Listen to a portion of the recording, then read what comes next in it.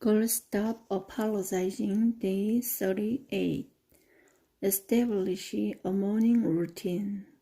The last thing I want us to talk about to set ourselves up for success is the ever important morning routine.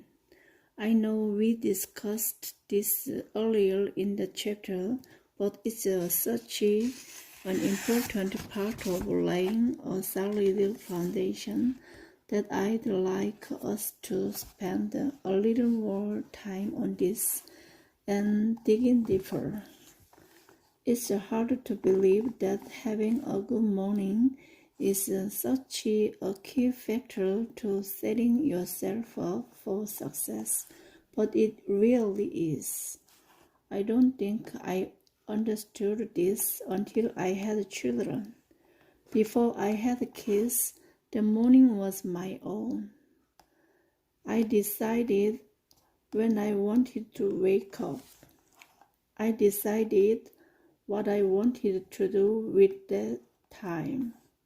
I never once opened my eyes and saw a toddler staring at me like a creepy extra from Children of the Corn. But then I had kids, and suddenly someone else was dictating my mornings, which I suppose would be fine if I had been one of those well-organized mothers who managed to make parenting look effortless. But our reality was often messy and chaotic and hard and frustrating. We'd survive barely, and I would get the kids off to school. But because the morning was chaotic and frustrating, I was starting almost every workday feeling chaotic and frustrated. It was hard to fake.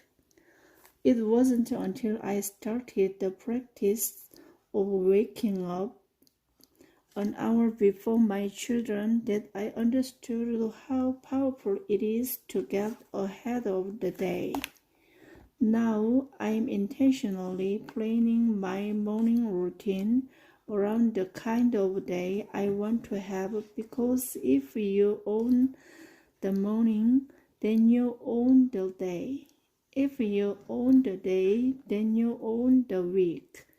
It's the ultimate routine you can set for yourself, and mine is made up of practices I've worked and reworked hundreds of times to get to the ultimate start to my days. I'm sharing it with you now to give you a head start on creating one for yourself. 1. I wake up at 5 a.m. Our kids typically wake up at 6:45, so I used to get up at 5:45 to give myself an hour of me time. But then I realized having only 1 hour of me time made me feel a little rushed. I really like the ritual of a slow cup of coffee in the morning, and I don't want to rush through it. So now I wake up at 5 a.m. and go turn on the coffee pot.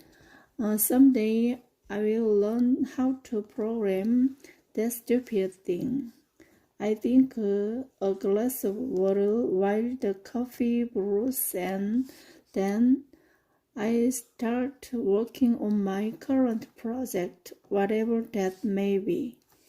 I like working on big projects early in the morning because I'm generally not awake enough to second guess myself, which means I make a lot more progress. 2. After I finish my morning work, I do a 15-minute meditation on Gratitude. If you've never done a meditation before, think of it was a guided prayer. And in my case, I use the time to focus on my blessings, so I start my day aware of all the things that I have to be grateful for. 3. Next, I write in my journal. This is a really quick habit of writing down my intentions for the day, a few things I'm grateful for, and an affirmation reminding me who I want to be. 4. Once I have gotten some things accomplished, had my coffee, and mentally prepared myself to be my best, it's time to wake up the hellions who lived down the hall. The next hour of our day is all about the kids. This is when we do breakfast, brush teeth, get dressed for school, make lunches, and get everyone out the door. 5. After the kids are at school, I hurry to get ready for work, and always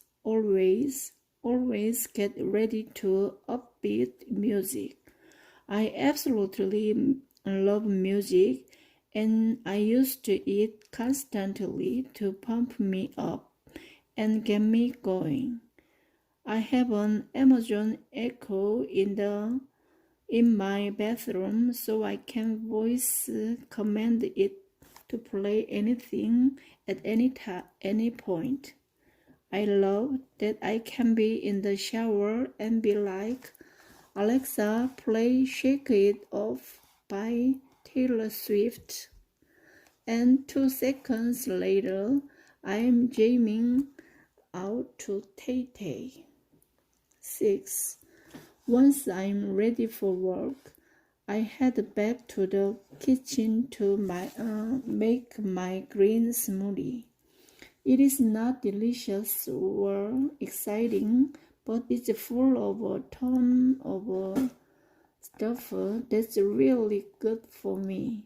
It keeps me full of hours, and starting my day in a healthy way sets the tone for the hours that come after. 7. The last thing I do as part of my morning routine is write down my list of 10 dreams and the one goal that's going to get me there fastest.